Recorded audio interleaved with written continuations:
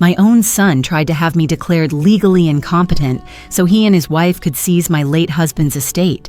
I felt the sting in my chest, but kept my voice calm, years of sacrifice reminding me who I am. Quietly, I gathered every document from the forged amendment to the secret invoices and walked into the courthouse with evidence no one expected. That first hearing was only the beginning of a long, relentless fight for my name and my freedom. Before I continue the story, please subscribe to the channel and leave a comment letting me know where you're watching from. I eased my sedan down the spiral of the 1 Allen Center garage, the concrete turning like a seashell. 1:12 p.m., the dash said.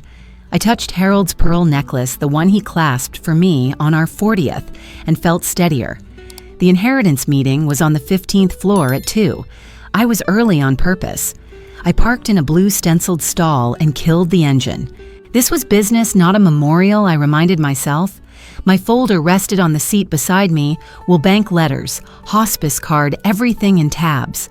The garage air smelled faintly of tire dust and the city after lunch. I smoothed my skirt, breathed, and told my hands to stop searching for what I hadn't lost, my competence. I locked it. At the pay station, a uniformed guard with a lined, decent face stepped closer. His badge read, Elliot. Afternoon, ma'am. Quick thing, new policy for senior visitors. He held out a half sheet titled Guardian Consent. If someone's meeting you upstairs, they acknowledge responsibility just in case. The tone was gentle. The form was not. I let the sting move through me, then said, please date stamp it. May I photograph it beneath your CCTV sign? He hesitated, then nodded. I set the sheet under the camera decal angled so my dash clock was visible and pressed the shutter. I wrote 1:15 p.m. along the corner. Elliot offered a clipboard. You don't have to sign, he murmured. It's liability language. I understand liability, I said, sliding the page behind the appointment email. I prefer records. He exhaled, grateful to be met halfway. I thanked him. Elevators are past the columns on the right, he said, using my name. I nodded and labeled it in my head, Exhibit 1. Clear enough. At the exit ramp, a second courtesy appeared. A reflective sticker, elderly visitor, was angled toward my windshield. So we can assist if you get turned around, the attendant explained, kind as a grandson. I thanked him and did what calmed me. I stepped aside, framed the label with the blue stall stencil, and took a photo with the dash clock in view. Evidence does not shout, it accumulates. I slid the sticker's backing under my sun visor instead of the glass. My phone chimed as the image synced to the folder with the consent sheet. No drama, no scene. Just a record that someone somewhere expected me to be lost today. I wasn't. I knew exactly where I was going and why, and I meant to arrive as myself, not as someone else's project. I noted stall B3-2117 and the dome camera above this lane. At my hood, I paused, palms flat on cool paint. People meant well when they said they would take care of me.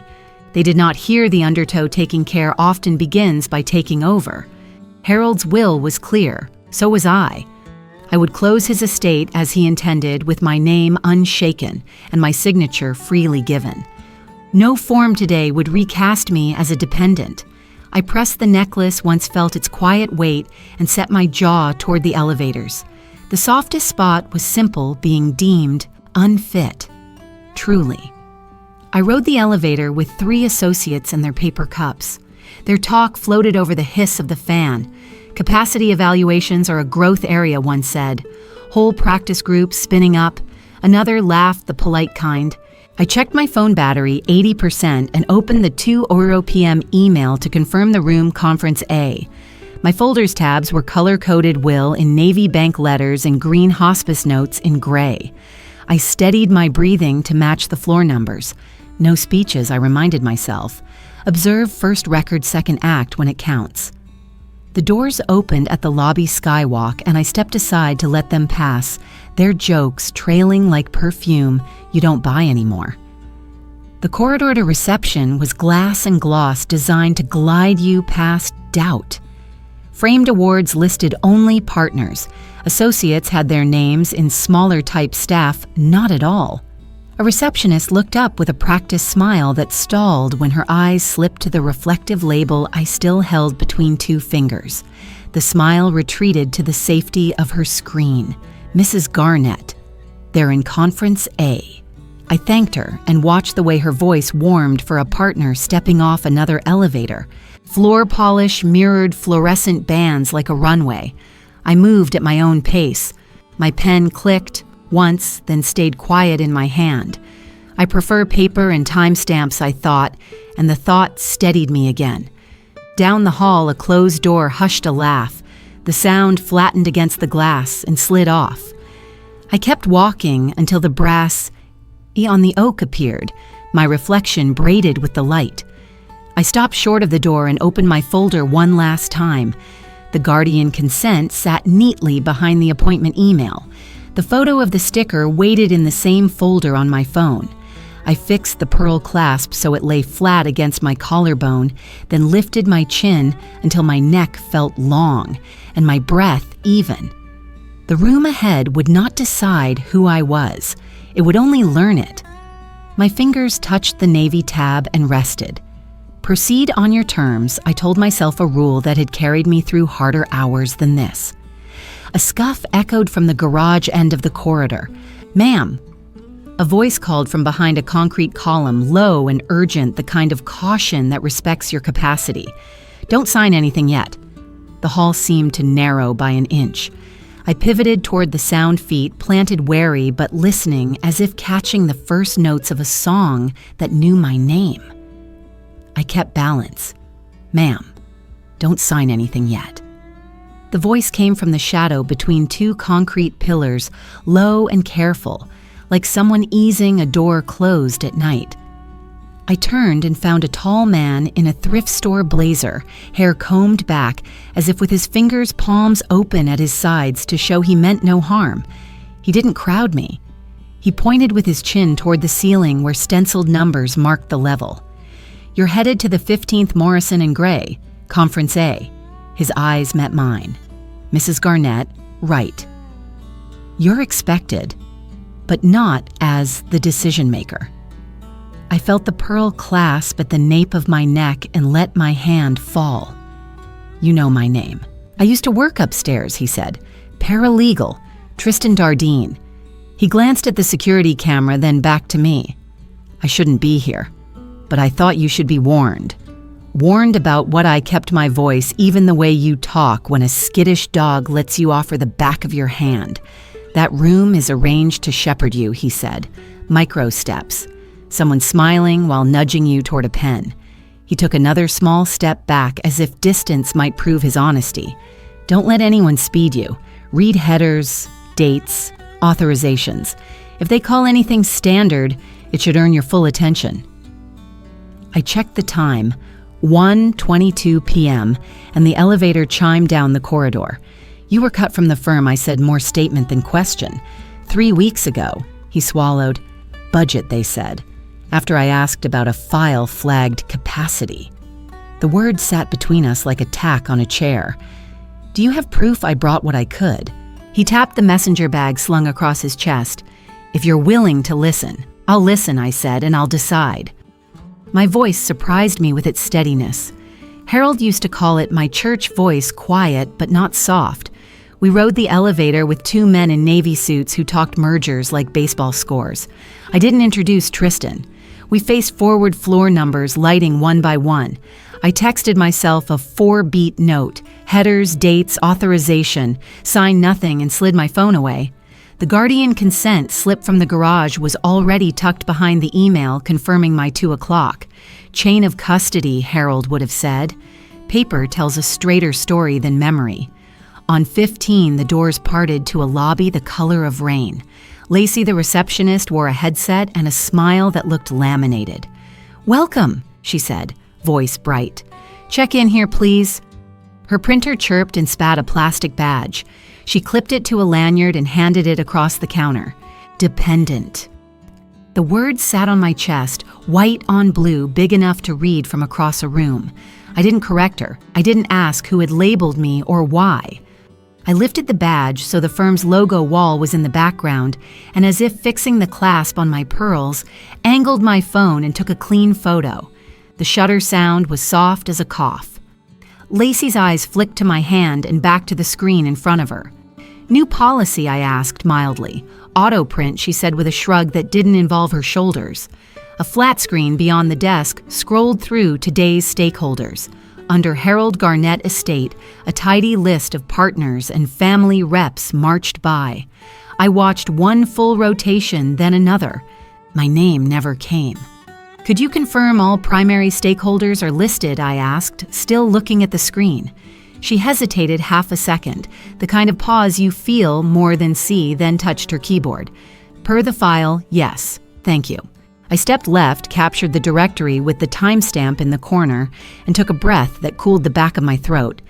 I thought of the reflective sticker on my windshield, the kind offered so we can assist if you get lost. I thought of the slip that asked for a guardian's consent. The pattern was tidy, I had to admit. File the edges off a woman until she fits the word dependent. "May I have a printed meeting agenda and the sign-in log?" I asked. "Of course."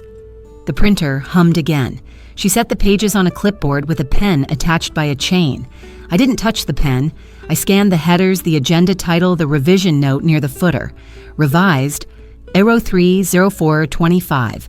It was March 11th. A week should change the date, if not the shape. I made a mental tick mark and slid the pages back untouched. Tristan stood a respectful 2 paces behind me, eyes on the far wall.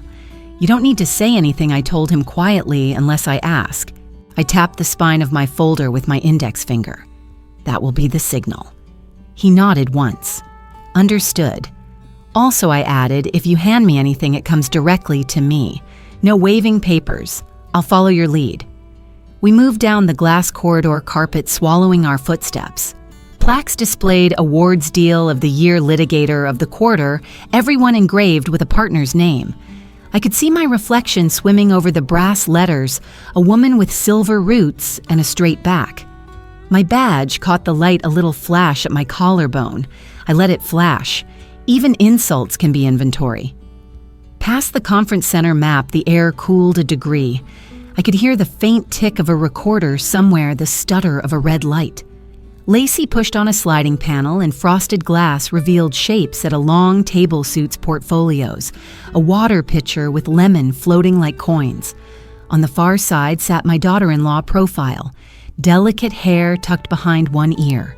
She had chosen a pale sweater today the color of buttercream and a necklace that was not pearls. I squared my shoulders, placed my folder on the console outside the door, and fixed the clasp at my neck. "Mrs. Garnett Lacey," said in her bright voice, "they're ready for you." The recorder's red pulse blinked in the corner like a dare. I stepped forward, then paused half a breath and looked at Tristan. He gave me the smallest nod. "I'm here. You decide." I lifted my chin, gathered the agenda and the sign-in page without signing, and walked in. "Good afternoon," I said, voice level. "Before we begin, I'll need copies of the documents we intend to discuss with visible headers and revision dates." 3 suits shifted, and one of them, silver hair, thin smile, reached for the pen he'd set by my chair. "We'll take care of that as we go," he said. "Standard procedure." There it was, the word Tristan had warned me about. Standard. I set the clipboard down and took the chair that faced the recorder. "Then we'll go slowly," I said, and folded my hands. Lacey reappeared with a visitor packet, water tissues, a brochure on grief services I had not requested. "A little care package," she said sweetly. Across the table, Jody's smile widened by the diameter of a pearl.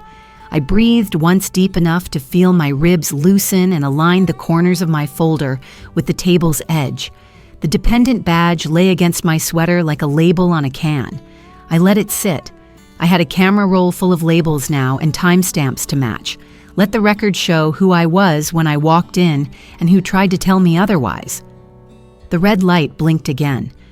I set my folder down and kept my voice level. I stepped into Conference A and let the silence measure me first.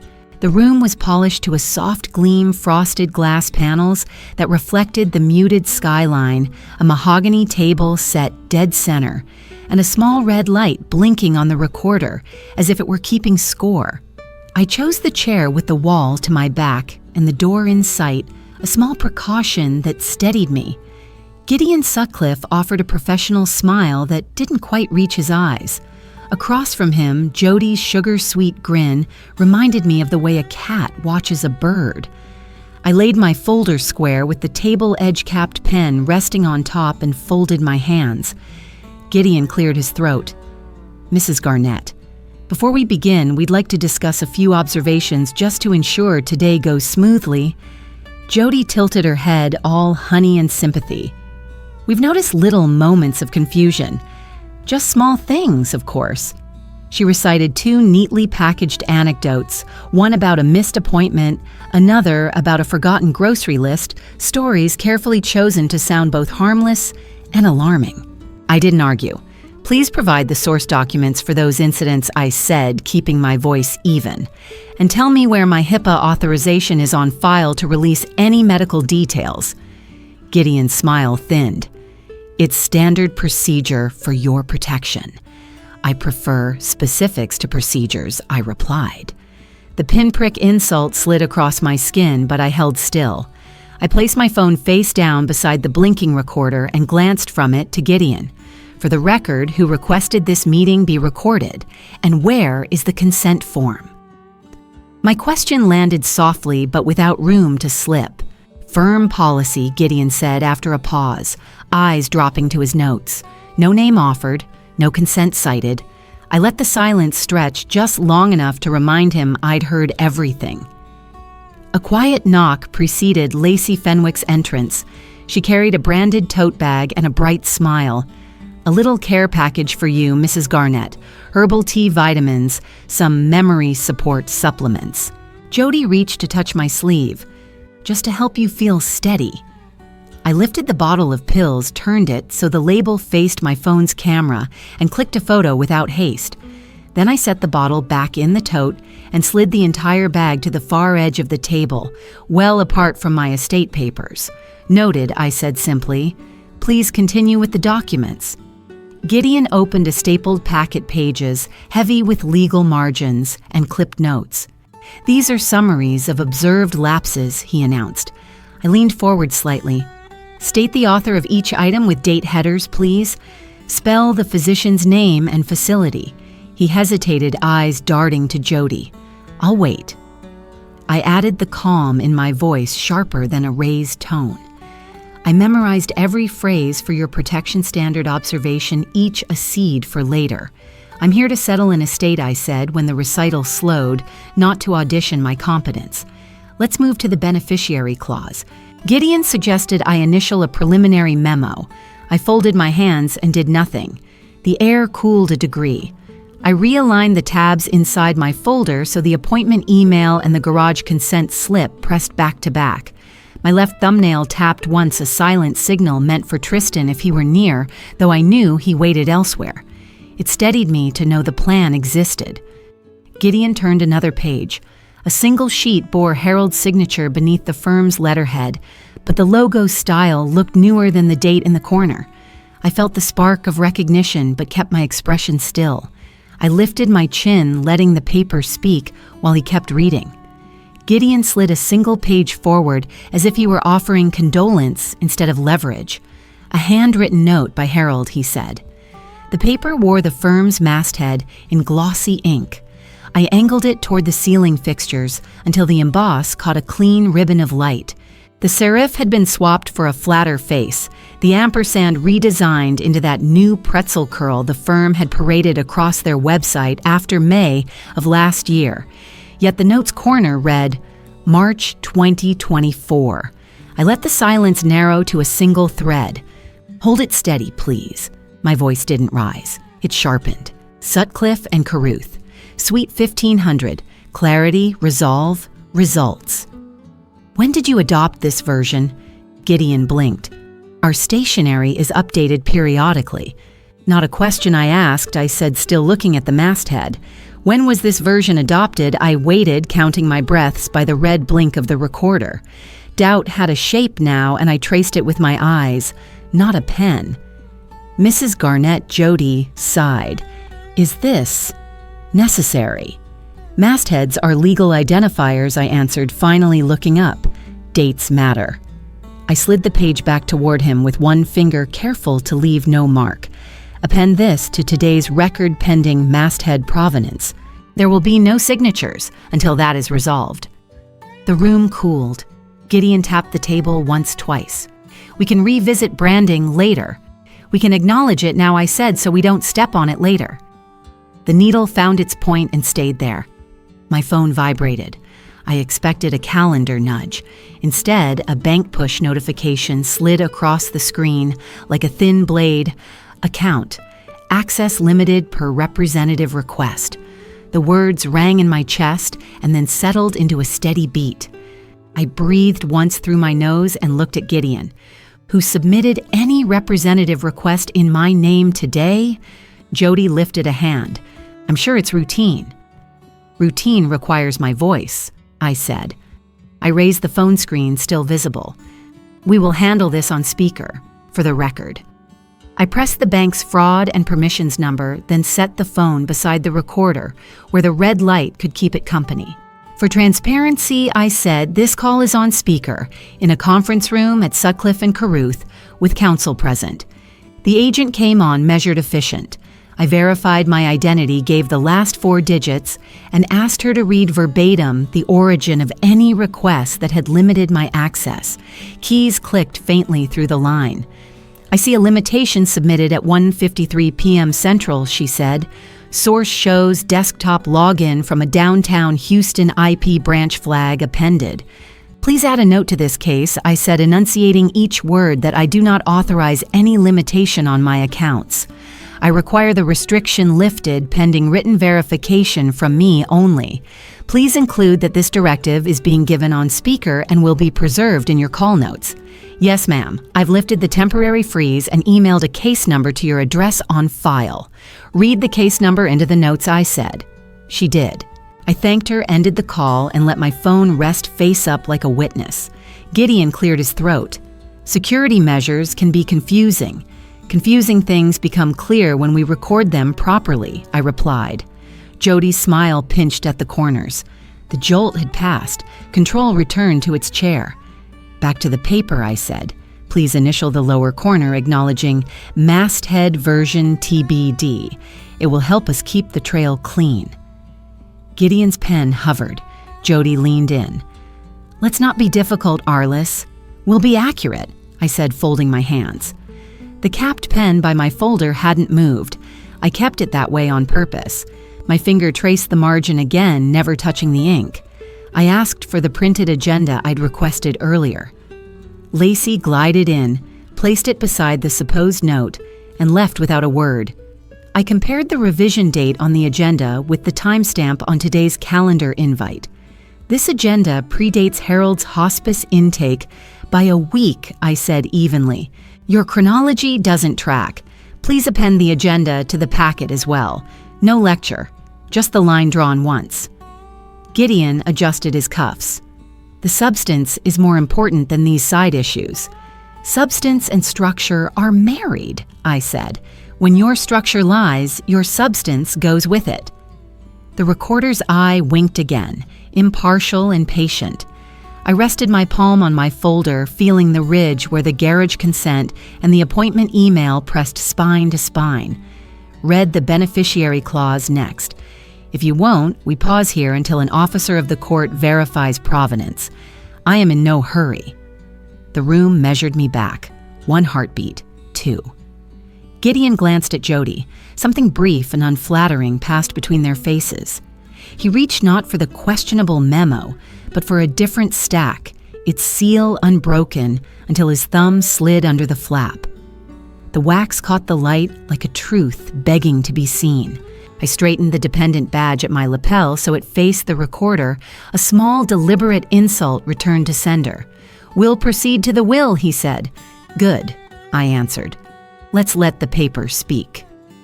Gideon's thumb broke the wax and the sound landed like a small verdict. "We'll proceed to the will," he said, but his eyes were on me, measuring whether I would take the bait and hurry. I did not. I flattened my palm on my folder, felt the ridge where the garage consent pressed against the appointment email, and said, "Read the beneficiary clause." He stalled with a throat clear a paper shuffle. "Then we'll proceed with the original," I added, lifting my chin toward the door. A soft knock answered. Lacey opened the door just wide enough for a lean man to step in messenger bag, hugged close eyes, steady and tired. Tristan didn't look at me. He looked at the table at the recorder's red light at the stack Gideon had chosen. "You were paged," Lassie said. She withdrew. "Miss Garnett asked for the original," Tristan said, voice sanded down to calm. He set a manila folder in front of Gideon as if it were a delicate instrument. No flourish, no speech. He only adjusted the conference lamp so the bulb's hard cone fell onto the notary page, then angled the sheet until the embossed seal rose out of the paper like a shoreline under low sun. No one breathed. I let the light do its work for 3 beats, 1 blink of the red LED, 2, 3. "Please read the seal language into the record," I said. Tristan did not look at Jody when she shifted. He didn't look at Gideon either. He read, "State of Texas County of Harris, Notary Eliza K. Folger Commission. Number 2987556 expires 08/10/2027. Notarized on 03/12/2024. He turned the page. "Storage receipt Gulf Coast Records intake? Number 19447B logged by M. Salazar 03/13/2024. Bin C12 Shelf 4, Ledger page 281. The words sounded like water finding its level. "Where was the will archived?" I asked, keeping my hands folded. "Gulf Coast Records main vault," Tristan said. "Who signed the intake? M. Salazar. Ledger page 281. I looked at Gideon. "Does your firm hold the same copy on its server?" His jaw set. "We maintain digital backups. Identify any differences allowed." He glanced at Jody. "I'm not prepared to note it," I said. "Your refusal is part of the record." The recorder's light blinked patient and unblinking, as if daring me to let it keep choosing what mattered. I reached over and turned it so the microphone pointed at me. "For the record, I do not consent to this recording. Turn it off or remove it." Gideon didn't move. I slid a single page from the side pocket of my folder, a note I wrote at my kitchen table last night, and set it between us. Withdrawal of recording consent. Arlise Garnett, 2:12 p.m. My handwriting was plain. My signature was clear. "If you continue recording," I said, "that recording will be disputed." The red dot died with a click. The room changed shape. The hush of the HVAC emerged. The far elevator chimed. Now I said, "Read the clause." Gideon didn't. So I did. Tristan touched the paragraph with the blunt end of a pencil, and I read aloud, steady and unhurried, primary beneficiary spouse, Arliss Garnett. Full stop. No trust substitution. No capacity contingency. No committee to care for me by taking what I can carry myself. The words stood without adjectives. Please note, I added that this reading is from a certified copy bearing a valid notary seal, storage receipt, and chain of custody identifiers. I did not touch the paper with my pen. The cap stayed on. My palms rested on the table, a living paperweight. I turned to Gideon. 3 yes or no questions. He made a show of arranging his cuffs. 1, is this a certified copy bearing a valid notary seal? Yes, he said. The S snapped. 2, does your firm hold an identical version on its server? He looked at Jody. We hold multiple versions. Is one identical? I can't confirm at this moment. 3, will you append your letterhead change date to today's packet? That isn't noted, I said. Refusal to answer affirmed. Jody's voice softened into the shape of concern. Arliss, this is all very technical. We only want you to feel steady. Her fingers brushed the tote Lassie had delivered earlier. It whispered across the table like a prop that had lost its scene. I feel steady, I said. I prefer paper to promises. I looked to the door where Lacey had lingered half a step inside. I'll need 2 full copies for my file, and we will pause for review before any signatures of any kind. Lacey glanced at Gideon, then at me, and moved to the copier without waiting for his nod. The room's tempo belonged to me now, but I kept it modest. There is no point in gloating when the paper is doing the heavy lifting. While we waited, I slid my folder half an inch and tapped it once the small signal Tristan and I had agreed upon. He folded his hands and waited, saying nothing. The embossed seal sat in the lamplight, patient and permanent. In its raised circle, I could see the slope of Harold's shoulders the day he signed, the careful way he lined up edges, because he believed in edges, in things fitting where they should. Lacey returned, placed the copies, and stepped back. I stacked them with my own care. Next, I said, meeting Gideon's eyes, we log custody and seal today's materials. If anyone objects, they can object in the ledger. He swallowed. I heard it a small click of pride meeting its boundary. Call building security, I added, still calm, and an officer of the court. Okay, Detective Marin Garza arrived, uniform, neat hair, pinned tight. She set a tamper-evident tape kit and a hardback custody ledger on the table. We'll log items before any further discussion, she said. Gideon lifted his phone. I'll loop in internal counsel. Marin didn't look at him. After we log. She opened the ledger to a numbered page, dated it, and waited. I stated my name, the time, and why I was present. The room settled into rule and ink. 2 security guards stood inside the doorway silent. Under her direction, we inventoried the table. 1 certified copy of Harold Garnett's will with notary seal and storage receipt. Condition clean embossed seal intact. 2 digital recorder powered off at my withdrawal of consent. Condition minor scuffing on base. 3 printed agenda. Condition staple top left no margin notes. 4 letterhead bearing the firm's newer masthead despite its earlier date. Condition crisp. 5 my photo print of the garage guardian consent. 6 visitor badge labeled dependent. Condition adhesive intact clip functional. Marin read each entry aloud before ink hit paper. Security witnessed without blinking. Tristan supplied precise dates for the will's archive intake and ledger page number. He named them like a man laying bricks level with a string line. I confirmed descriptions aloud so the ledger captured my words and not anyone's gloss. Marin slid a clear evidence sleeve across the table and with a practiced palm gathered the items in the order she'd numbered them. She pressed a strip of blue tamper tape over the flap, wrote the time, then turned the sleeve so signatures could cross the seam. I initialed. Tristan initialed. Gideon initialed after a pause. Jody declined to touch the tape. Cross-reference the bank case number, I said. She wrote it into the label corner, neat as a stitch. The kit's chemical smell mixed with floor polish and the bitter tea from the tote Lassie had set down earlier. Lacey lingered by the door eyes, moving between Marin's pen and Gideon's jaw. The recorder, now bagged and sealed, sat like a defanged snake, present, inert, and harmless. Next, I said server access logs for Harold's file. Read and write permissions and the policy showing who may alter estate documents. Gideon adjusted his cuff. That's privileged internal material. Marin did not argue policy. She wrote preservation notice across a pink sheet and slid it to him. Effective now. Do not alter, delete, or migrate any related data. Lacey's shoulders dipped. I can send an index, she offered. Minutes later, my phone buzzed with her email, a PDF of folder trees and file dates. Midway through the index, a vendor tag blinked like a loose wire Lexa Prep Services. I flagged it with a fingertip and kept reading. Near the bottom sat a billing batch. Tristan leaned, so the screen glare went soft. There it was, Special Services, Document Recreation and Consultation. Date 2 weeks after Harold's funeral. Billed to client J. Celine C.C. Gideon's office. Amount $18,600 due upon receipt. Read that line into the record, I said. Marin did slow enough that the words had to own themselves.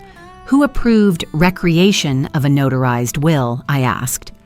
Gideon's answer tried on 3 shirts before choosing one. It's a template service, not Marin tapped the invoice with her pen. It reads, Recreation. We'll treat it as written. Jody's fingers tightened around the tote handle until the vitamin bottle clicked. "Payment confirmation," I asked. Lacey produced a card authorization slip paper, warm from the copier. Signature J. Celine, last 4 digits printed. Merchant descriptor Lexaprep Services, Houston, TX.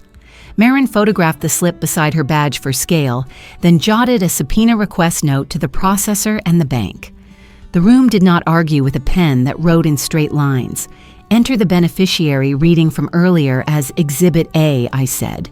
"This invoice as Exhibit B, the preservation notice as Exhibit C." Marin numbered each, countersigned the custody page, and had security witness with block letters that left no room for flourish. Gideon's pen remained uncapped, but idle, as if ink were cheaper than admission. Jody drew the tote closer to her chair. The bottle inside clicked again, a small and useless metronome. The cadence settled into something I trusted. Ask, verify log, seal, sign, move. Institutional process had replaced personality. That more than any speech is how a room returns to fairness. Tristan's posture stayed alert but contained. He was careful with my trust, and that made me more willing to use it. I breathed through my nose, slow, letting the steadiness of paperwork do what anger never could. Marin's phone pinged. She glanced down, then up. "A reply all chain just hit my inbox," she said. "Subject line capacity eval, tentative hold." My mouth stayed closed. My eyebrows did the speaking. "We'll let their own email write the next page," I said. Marin nodded. She closed the ledger, the covers meeting with a small click. Outside in the hallway, security stood easy but present shoulders, square to possibility. I felt the tape hardening on the evidence sleeve, the ridge under my fingertip, where the seal crossed the plastic. Beyond the glass elevators chimed, and downtown kept moving, indifferent and honest. I gathered my folder. The room could believe whatever it liked. The ledger would remember. Marin's phone pinged first, then mine, 2 bright notes inside the hush of plastic sleeves and blue tamper tape. Subject line, capacity eval, tentative hold. Someone had replied, all, and left both of us on the thread. The chain walked its own timeline. Gideon looping Jody and a vendor contact coaching positioning today as a capacity check if I appeared. Words like guardrails, optics normalize. I didn't editorialize. I forwarded the entire thread to my counsel inbox and to an off-site archive I'd created for today's meeting. The breath rose and settled in my chest the way it does before a swim. Facts first, feelings later. I read 3 lines aloud, dates and minutes intact, so the room had to hear itself. If she shows frame as protective standard, we can fast-track signatures, badge her as dependent for optics. Calendar resends will normalize the 1:30 hold. Marin printed the chain, marked it Exhibit D, and slid the warm pages into a sleeve. Gideon's eyelids flickered. Jody examined the laminate wood grain as if it might offer a different script. I kept my tone, even the same voice that once read bedtime stories about trains that could, because steady voices carry farther than loud ones. I opened today's calendar invite on my phone and set it beside the agenda revision timestamp we had logged earlier. The invite showed last modified 12:14 p.m., its title trimmed by 2 words. The lobby kiosk I'd photographed at 1 o'clock still displayed the original 2:00 p.m. slot. Side-by-side screen and photo 2 clocks disagreed in public. No speech could beat that. Cold clarity replaced the quick sting. I annotated nothing. I let the evidence sit there and breathe, because oxygen is what truth needs when people keep trying to smother it. Marin requested the audit metadata. Lacey hesitated, hands flat on the counter as if feeling for an anchor. Building IT sent a duty tech named Ricky. He arrived with a quiet badge and a calmer voice, logged into the shared calendar console and pulled the last editor field. The entry spelled it, edited by L. Fenwick delegate for G. Sutcliffe. Gideon exhaled through his nose. Clerical error, he said. Clerical pressure. I answered not unkindly. Ricky printed the report short, stubborn, time-stamped, then handed it to Marin, who slipped it behind Exhibit D like a card in a careful deck. We tied optics to action. Marin photographed my dependent badge beside the leaked sentence badge, her as dependent. The picture did the arithmetic for us: intent plus act equaled strategy. Who generated the label, Marin asked. Lassie's voice came small but clear. Default is guessed. I overwrote it. No shrug, no flourish, just a fact added to the stack. The kiosk screenshot joined the packet as Exhibit E. The chain of little decision sticker here resend.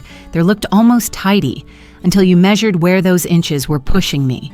Marin broadened the preservation notice: all emails, calendar edits, label printer logs, and visitor kiosk changes 48 hours before and after today. I asked that vendor correspondence with Lexa Prep Services be included. She nodded and wrote the name into the scope line. Careful letters that would be hard to misread later. The air changed a degree, not warmer, but cleaner. When institutions commit to memory, people remember their manners. I closed the door on the day's original plan. Given the contents of Exhibit D and Exhibit E, I said I will not sign any document today. We proceed only after provenance and audit review. Marin read the time off the wall clock and wrote it into the ledger. Security noted it on their log. No one argued. Anger had burned to a blue flame I could cook with. Gideon's pen lay idle. Jody's wedding band clicked once against the tote handle and then went still. My phone lit with Damien's name. 2 rings, silence, then a text. We need to talk tonight.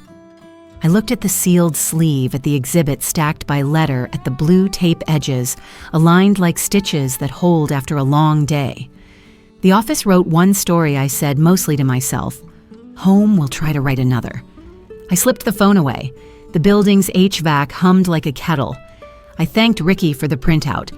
Just doing the logs, ma'am, he said, and left with his lanyard turned backward like a sail stilled by a dock. We stepped into the hallway IT alcove to breathe and to keep the custodial chain plain. Marin saved the .eml files to the custody drive with the bank's case number, as the folder name emailed the widened notice to the firm and CC'd building management. Lacey signed for receipt a neat signature that looked like someone trying to write smaller than the moment. I forwarded the thread to my backup, again belt and suspenders, then powered my screen down so I wouldn't chase it with my eyes. Anything else before we break? Marin asked. I shook my head. Only this: when we reconvene, we start with the server, read, write log, and the beneficiary clause on the certified copy. Nothing else is first. She capped her pen. The guards shifted their weight in unison, a sound like chairs pushed in after supper. Through the glass downtown kept its pace indifferent and consoling at once. I straightened the spine of my folder, felt its weight settle into my palm, and let the day land where the paper said it belonged. As we walked back toward Conference A, the evidence sleeve rustled lightly, a sound like dry leaves. It steadied me more than any speech. Paper has no temper. It only remembers. True, I put the kettle on and dimmed the pendant light, the kind that warms a room without forgiving it. The checkered floor has a nick by the side door where Harold once dropped a toolbox. I lined my heel to it, a private plumb line. On the table, I set 2 mugs, 1 envelope with a blank note page, and a sticky note with today's case number in block letters. I unlocked the side door but kept the chain across a bright rule of entry. This kitchen has always been my neutral ground. Here, even grief has manners. The knock came at 7:10, practiced and soft. I opened as far as the chain allowed. No raised voices, I said. 10 minutes for facts, then feelings. Damien nodded, cap twisting between his palms. He didn't sit. Mom, he began, Jody was scared about you handling money. She didn't want you overwhelmed. His mouth tried to smile and failed. The kettle tapped once as if to warn the air. I stepped back, unhooked the chain, and gestured to the chair that faces the window, not the door. He sat but kept his hands folded tight. You've always just written checks, he said. Dad did the real planning. The sentence fit too neatly. It had been rehearsed somewhere with a nicer coffee pot. I slid across the 401k allocation sheet with my initials by the bond ladder from the year the refinery cut hours. Beside it, I laid the CD maturity map I color-coded one long Sunday. I didn't argue. Silence is a ledger when you know what you're owed. He read, and a small defense left his shoulders. The doorbell rang. I left the chain set and opened the door a hand's width. A courier's hand slipped a thick manila packet through the gap and vanished.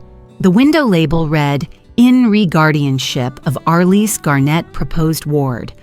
Tomorrow's date sat beneath a request for a temporary hearing. I photographed the label and set the packet between us. "We don't dramatize in this kitchen," I said. We read. I opened the clasp and fanned the pages, aligning corners the way I do when a storm needs a spine. 3 incidents anchored the petition: forgetting milk, getting turned around on 11th Street, misplacing an ATM card. I slid a grocery receipt across date and time matching the milk run, and a note that the clerk had subbed brand A for brand B. On my phone, I opened the map history. Green dots showed I had parked by the plant shop that day, not 3 blocks off. The ATM card had been canceled during Harold's hospice week and replaced 2 days later. The notice sits in our file. At the bottom, Alexa prep. "This isn't worry," I said. "It's paperwork aimed at my rights." He sagged a degree, then straightened like a man about to lift something that will not move. "How deep?" I asked. No scolding, no rescue baked into the question. He exhaled and set his cap down like a truce flag. 287,000, he said. Cards. A business line tied to their house. Payroll taxes 2 months behind. Jody had pitched guardianship as protecting me while using the estate to reset their balance sheet. "You kept the weight off me by putting it on my name," I said. We sat with that. The kettle clicked itself off. I poured water over 2 tea bags and slid him a mug. "No more ex parte filings," I said. "By noon tomorrow, she withdraws this draft. I won't pay consumer debt. If you hire counsel and build a plan a court can read without wincing, I'll consider a secured bridge that does not touch my home or my standing accounts." He nodded, then shook his head, then nodded again like a boy learning a new tool. He reached for his phone. "She'll say, 'We don't have time.' Time is what people steal when they say that I answered." I set my pen down, unopened. "This house does not sign at night." He typed, deleted, typed, and finally sent withdraw petition, meeting with counsel in the morning. We listened to the heater and a distant train count the cars. It is hard work to love a person without lending them your spine. I have only one, and it has taken a lifetime to keep it straight. His phone brightened with a preview banner. A PDF thumbnail bloomed: conservatorship draft final signatures tomorrow 9:00 a.m. He turned the screen to me like it might burn. I looked at the stove clock, the one that runs 2 minutes fast on purpose. Then they'll meet me in daylight with counsel and with facts. I reclipped the chain and walked him to the door. On the table, the blank note waited inside its envelope in case I needed to write a sentence to steady myself. I didn't. The room already had...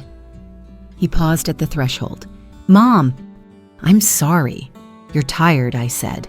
"Rest. Tomorrow we work." He kissed my cheek, something he hadn't done in months, and stepped into the soft Houston dark. I set both mugs in the sink and turned the light 1 notch lower. The case number on the sticky note shone like a lighthouse pencil mark, small, precise enough. I folded the guardianship packet back into its sleeve and tucked it beside the firm folder. Then I stood very still and let the quiet set like mortar. On the way to bed, I touched the pearl dish with 1 finger. Harold used to say, "You cannot push a river." I have learned you can bank it stone by stone and choose where to stand when it floods. "Daylight," I said into the hallway, with counsel, with facts. The words sat clean in the air. I turned off the lamp. In the sink, steam curled like script. The kettle ticked, counting breaths.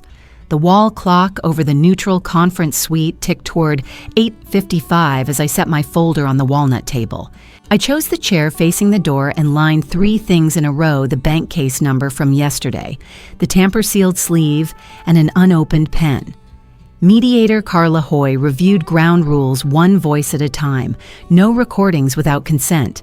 Detective Marin Garza sat along the wall as observer. Damien's eyes were red. Jody carried a slim portfolio. I breathed once and kept my voice ready.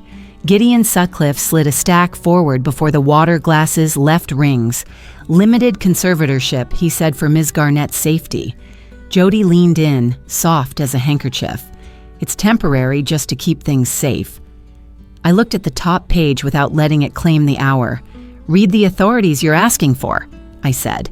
Banking, real property, medical, duration, and renewal. Carla nodded.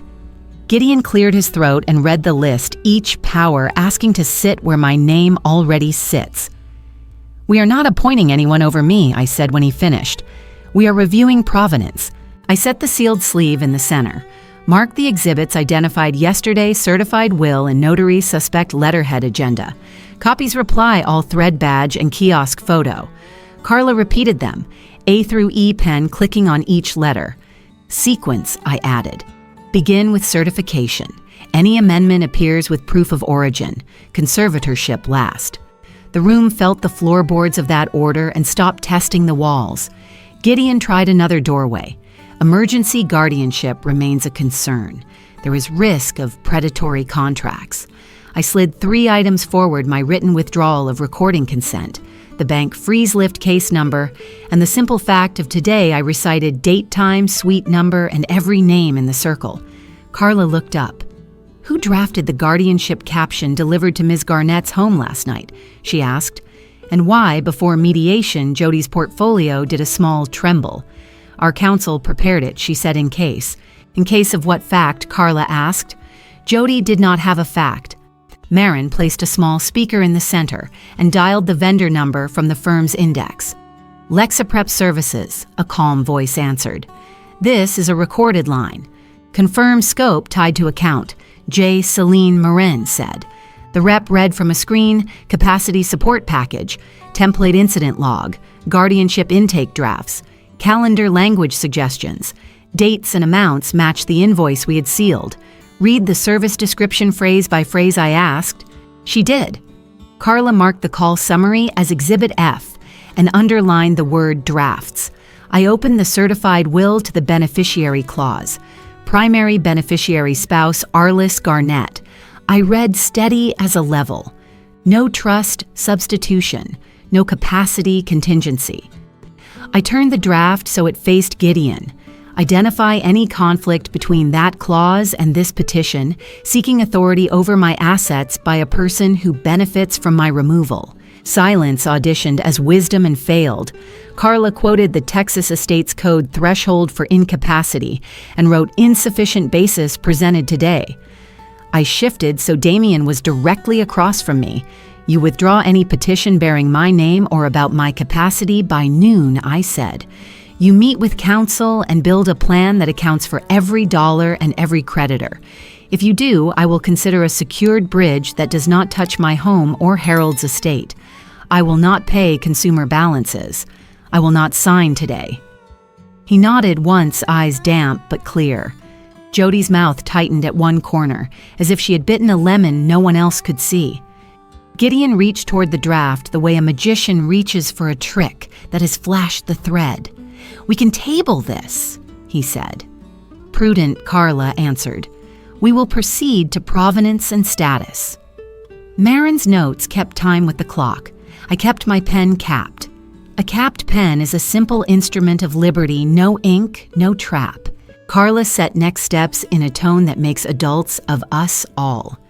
Status conference 1 week from today, she said. Letters from Dr. Rao may be submitted by either side, received for the limited purpose of capacity threshold only. All exhibits today remain in the custody packet unless the court orders otherwise. I texted Dr. Rao's office a single line. Please prepare a letter summarizing my last visit and medication review. The 3 dots appeared almost instantly. 9:30 pickup, her nurse replied. Jody attempted one last soft landing. Arliss, we just want you to feel steady. You're under so much stress. I turned my teacup so the handle faced the door. Stress is not incapacity, I said. Feeling steady begins with people telling the truth. I stood. The clock slid to 10:15 with a small civic click. Daylight and documents, I said not to end a fight, but to end a fog. Carla wrote the phrase in the margin as if it were a heading the morning had earned. Marin gathered the speaker. Damien looked at me and did not look away. Outside the hallway smelled faintly of lemon cleaner and copy toner. I tucked the sealed sleeve under my arm, nodded to Marin, and waited while the elevator made its honest way to our floor. Yesterday, they tried to claim my signature. Today, I claim the tempo. The doors opened. We rode down without small talk, each of us rehearsing the next honest sentence we would have to say out loud. Okay. The courtroom clock read 11:48 a.m., the second hand ticking in deliberate arcs beneath the Texas flag. I sat at the counsel table with Detective Marin Garza beside me as liaison, the tamper-sealed evidence sleeve in clear view. Judge Salinas called the session to order. No permanent orders today, she said evenly. This is a records hearing. Behind me, Damien shifted in his seat. Jody settled next to Gideon Sutcliffe, her portfolio closed. I steadied my breath and folded my hands over the bank fraud case number and custody log. Steady courage carried me past the hush that followed the clerk's roll call. The clerk introduced Exhibit G, Dr. Mira Rao's capacity letter dated this morning. Her voice carried without echo, Montreal cognitive assessment and mini-cog within normal limits for age. No evidence of dementia or impairment. At the judge's request, Dr. Rao joined by phone. I examined Mrs. Garnett at 9:40 a.m. She confirmed. She manages independent daily activities, keeps accurate records, and needs no guardianship. I recited the date courtroom number and the judge's name clear-oriented, then let the silence speak. Vindication rose like quiet sunlight. Gideon stood with a careful smile and produced a single sheet, an amended intent note from the late Mr. Garnett. He said softly, offering it to the clerk. I met his eyes. I request the native file and document properties created and modified timestamps and the listed author. Judge Salinas nodded to the clerk, who carried a laptop to the bench for a brief review. I kept my pen-capped fingers resting on the folder's edge, the courtroom air tightening around us. The clerk's voice cut through file last modified June 2nd, 2024, 10:11 p.m., author L. Fenwick, template Lexaprep Estate Rev 2. Harold's death date was already on record May 29, 2024. A ripple passed through the gallery. I said level and plain, the dead don't edit red lines. Judge Salinas raised an eyebrow and marked the so-called amendment provisionally inadmissible pending fraud inquiry. Cold anger settled into clean relief. Marin tapped his phone and played a saved voicemail through the courtroom speakers. Mrs. Garnett, you explained the medications perfectly. Call us if you need anything. The hospice nurse's voice said, time-stamped May 27, 2024. 3:22 p.m., I produced my handwritten medication log from that day, initials of the same nurse neat beside mine.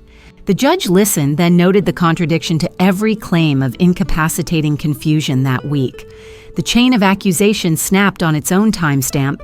In context, I said quietly, Exhibit B shows an $18,600 document recreation invoice. Exhibit F records a Lexaprep call confirming template assistance. The temporary bank freeze in March followed. Judge Salinas nodded once. I've read them, she replied. The facts needed no embroidery. Her interim orders followed in a crisp cadence, ex parte guardianship denied. No representative requests allowed in my name. A forensic copy of the firm's estate folder and shared calendar logs to be produced within 48 hours. A sanctions hearing scheduled on the amendment. She turned to Damien. Any debt matters belong in civil court, not in your mother's capacity. Relief settled like a gentle tide as the gavel fell. In the hallway, Maureen murmured, "The district attorney wants the file tonight." Jody stared past me, lips pressed thin. Damien stepped closer, voice low. "Mom, thank you for not..." I touched his sleeve. "Go sign your plan," I said, warmth steady beneath the steel of the morning. The intake room smelled faintly of toner and burnt coffee when Marin and I stepped inside at 5:42 p.m. Fluorescent lights hummed above the metal table where we slid the tamper-sealed sleeve and Exhibits A through G across to the Assistant District Attorney. Ada Leland Rios glanced at the barcode stickers, then met my eyes. "This is an intake, not a promise to charge," he said. "We'll secure everything and evaluate." I nodded once and placed my phone face down beside the chain of custody ledger. Tired resolve kept my breathing steady as the door clicked shut behind us. Forensics tech Maya photographed each item under the flat white light, the camera's shutter, a precise metronome. She scanned barcodes and began a forensic image of the digital recorder, the right block drive displaying a scrolling string of SHA-256 hashes. One by one, the reply-all emails from the firm's servers were mirrored and logged, each hash value read aloud for the record. Cool vindication pulsed quietly as I signed the witness line on the transfer sheet, while Marin added his initials as law enforcement custodian. A knock interrupted the mechanical rhythm. Security called Rios, a paralegal from Sutcliffe and Carruth, waited in the lobby with a replacement recorder we forgot to hand over. Rios frowned, then shook his head. Marin's smile barely lifted. "We decline any swap," Rios said evenly, writing a declination note and adding the paralegal's name to the interview list. Controlled fury cooled into procedure as the sealed recorder stayed on the table, evidence tape unbroken. Rios next dialed Lexiprep's compliance line, referencing the preservation notice from our mediation. The representative confirmed the statement of work for document recreation and mentioned internal chat logs with initials GS authorizing rush language. Rios noted, "We can discuss a limited-use proffer if counsel brings those logs voluntarily." Marin added that billing metadata matched the card authorization Jody had signed. Legal leverage built without a single raised voice, the momentum cold and surgical. The door opened softly and Damien stepped in, holding a single-page debt plan from an attorney retainer already paid from his own account. I accepted it, then passed it to Rios. "Context only," I said. "He isn't my witness, but he can state he didn't draft petitions." Rios nodded. Marin recorded a brief statement and nothing more. Protective steadiness wrapped the moment. No one mistook kindness for surrender. My phone buzzed across the table. I pressed play on speaker. Jody's breathy voice filled the room. "Arlise, I'm sorry the amendment looked bad. Gideon said the template was standard. I never meant to erase you, we just needed the trust funds to reset. Timestamp 6:31 p.m. The ache in her words landed like a confession. Maya captured the M4A file, hashing it into the evidence manifest. Rios exhaled. "That's knowledge of falsity and intent language, thank you." Before we packed up, Marin placed a brief call to Tristan Dardine, the whistleblowing paralegal. On speaker, Tristan described an off-books referral pipeline, select clients' high fees, capacity packages, and billing codes disguised as consultations. Rios marked it for a pattern and practice angle, while Marin flagged witness safety noting Tristan's uncertain housing. Rios signed a set of non-destruction letters and scheduled grand jury preparation for Friday at 9 a.m. "We'll need you." Then he said, handing me a receipt for the full evidence set. I pocketed it, the paper warm from his hand. "I'll bring daylight," I replied. The hallway outside smelled of toner again, and for the first time that day I felt the night could come without fear. The grand jury hallway smelled faintly of wax and old paper when I arrived with Detective Marin at 8:40 a.m. Ada Leland Rios carried the drives and sealed exhibits like fragile instruments. "Minimal words," he reminded me. "Let the documents speak." I nodded, pearls cool against my collarbone. The county seal glinted on the wall while numbered evidence boxes waited under the hum of fluorescent lights. I drew one slow breath and let the stillness settle around me. Inside the chamber, Rios introduced each exhibit with crisp efficiency: hash manifests, metadata screenshots from the redlined amendment, voicemail transcript, Lexiprep call log, and the apology message's digital header. I answered only 3 factual questions: dates, locations, who asked me to sign nothing more. My voice stayed even as paper and code did the work. The foreperson thanked me for clarity without commentary, a quiet vindication that needed no flourish. By noon, Rios met us in a side room with the decision. True bills on Gideon for tampering with evidence, forgery, and fraud, plus a complicity count tied to Lexaprep. Jody received an offer plea to attempted fraud with probation restitution and community service if she cooperated fully. No one cheered. Deputies walked Gideon toward processing without a single camera flash or shouted word. Justice, plain and unspectacular, was enough. In a smaller courtroom, Jody stood before the judge with a one-page statement. Her voice wavered but held as she withdrew every guardianship and conservatorship petition, admitted to using a template service, and acknowledged she had sought control over assets that were not mine. The judge stamped the withdrawal, the thud of the seal like a soft gavel. I offered only one sentence: may your work now repair what your work broke. Compassion and firmness shared the same breath. My attorney filed a narrow no-contact and financial boundary letter next. It barred any petitions or bank inquiries in my name and limited communication to Damien's debt plan updates. Jody signed the receipt. Damien signed an acknowledgement that no funds would move until plan milestones were met. I kept my pen capped. The court stamp was ink enough for today. Later that afternoon, I met Tristan at a church office where a deacon offered him temporary housing and a groundskeeping stipend. I slid across a volunteer schedule for the library with my own name beside his starting Monday. He smiled relief more than joy, and the quiet gratitude between us felt like new ground. At dusk, Damien came to my porch with a signed debt plan, and proof of creditor calls paused. "No loans from you," he said. I nodded. "You'll send me monthly progress numbers, not adjectives." We hugged briefly, an adult understanding settling between us. Love with boundaries felt stronger than forgiveness without them. When evening finally cooled the garden, I carried a small plaque to the cedar bench and tightened its bolts. Harold's quiet line. I sat the chain on the side door open to the soft air. The kettle clicked off inside as I texted Marin a single word: peace.